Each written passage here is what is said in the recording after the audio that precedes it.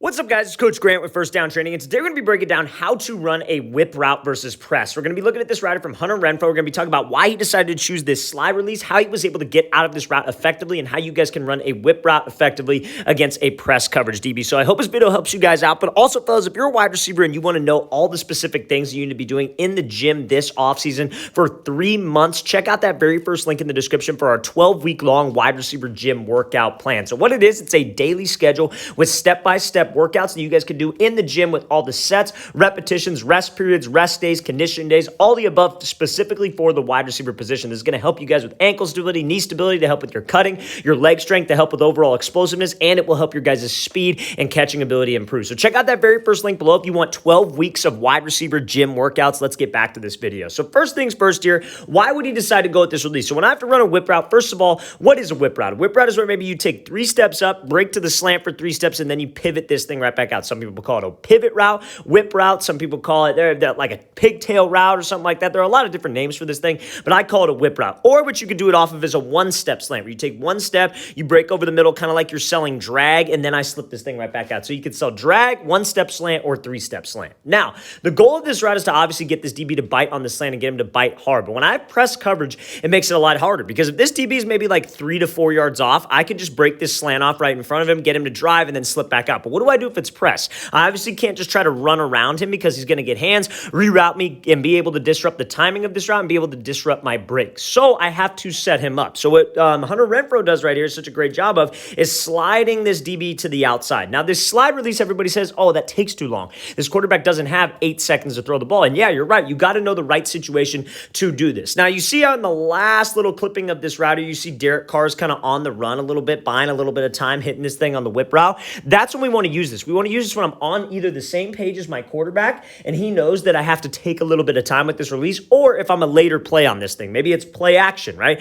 Maybe Carr's coming off the line, he's doing like kind of a play action boot fake. We're trying to sell slant, then slip it right back out, and he's hitting it on the run. There are many different situations, but we can't be too quick with it, because if I get out of the whip route too quick and the quarterback's not ready for me, I'm going to cover myself. And if it's like a quick game whip route, if the quarterback's just catching it and throwing it, I don't want to do this kind of slide release and then take too long and then the quarterback's sacked. So you have to understand the right release to use based on the situation. Now, when we do this slide release, it's very important that when you slide, you're sliding into range. So when Hunter Renfrow does it here, he slides into range with this DB to where he can't get hands, right? So that DB's either got to make a decision. He could either shuffle with him and watch his hips, or he could try to get hands with him right now, okay? So now he doesn't want to lunge at him and get hands, because anytime a DB lunges, he loses his base. So he's trying to stay disciplined, trying to stay square as long as possible, and try to watch those hips. So as a wide receiver, that's exactly what I want. So Renfrow works that upper half, throws his hip into the outside fake, hips and his shoulders are selling fade, and that obviously gets that DB to shift his weight to that outside foot. Okay, so now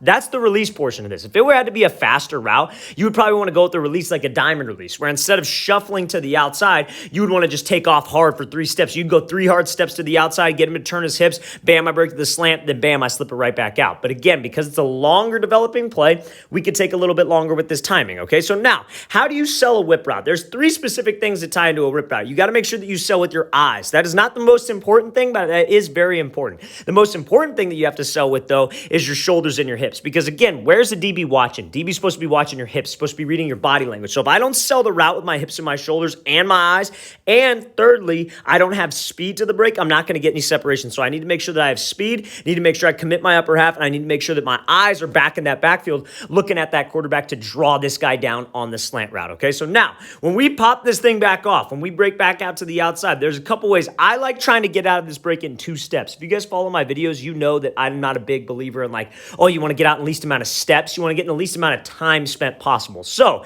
when I say 2 steps right here, you got to make sure that we are selling the slant before I take those 2 steps. I can't take those 2 steps because I'm slowing down, and the 2 steps is the number one thing on my mind. By 2 steps, I mean snapping with the inside foot and then hooking your outside foot around to where your hips and shoulders get parallel to that line of scrimmage so you could drive off of that foot. That's the way we want to run this whip route. That's how we want to be able to get out of a whip route, is by snapping on the inside foot and hooking the outside foot around like so. Now, why is it important that you don't just sink your hips and drop down? Because that gives the DB more time to react. We want that sudden sudden change of direction, but we also want to be able to sell the slant. The only way I'm able to change direction by selling the slant is by being violent with my hips. That's how you like kind of decelerate and bring yourself to a stop. So that's exactly what Renfro does right here, right? He drops his hips violently, brings that chin to his knees, sudden with his feet, and when you hook that leg around, if you're in that low explosive position, it's like running a 40-yard dash. That first 10 yards, you're trying to create explosion, you're trying to explode out of those blocks. Same idea. You're trying to drop your hips low, get to that explosive spot so you could create some explosion and accelerate to finish this route and win the race back to the ball. So when you hook this outside leg around, you're pushing off that arch to be able to generate power. And then again, you're just focused on widening the distance with the DB. From top to bottom, that is as good as it gets when you're running a whip route versus press coverage. Okay, so I hope this helped you guys out. I know this is kind of a longer video for just one route, but the main thing is you got to know when to use that type of slide release, what you can do if it's a quicker play, and then how to sell the route, which applies on any given situation. Let's watch the thing again, full speed. Great job sliding outside, giving him that move because that DB staying disciplined, and then popping this thing right back off to the outside. Great route there by Hunter Renfro. All right, guys, we want to thank you for watching. I really appreciate it. If you guys have any questions at all, don't hesitate to leave those in the comment section below. I'll get back to you as soon as I possibly can. I always appreciate the feedback, and it's always great hearing from you guys as well. And again, fellas, if you guys would like a 12-week long wide receiver gym workout schedule, everything wide receivers need to do on a daily basis with sets, reps, rest periods, rest days, conditioning days for 3 months, check out that very first link in the description below. I'll see you guys next time.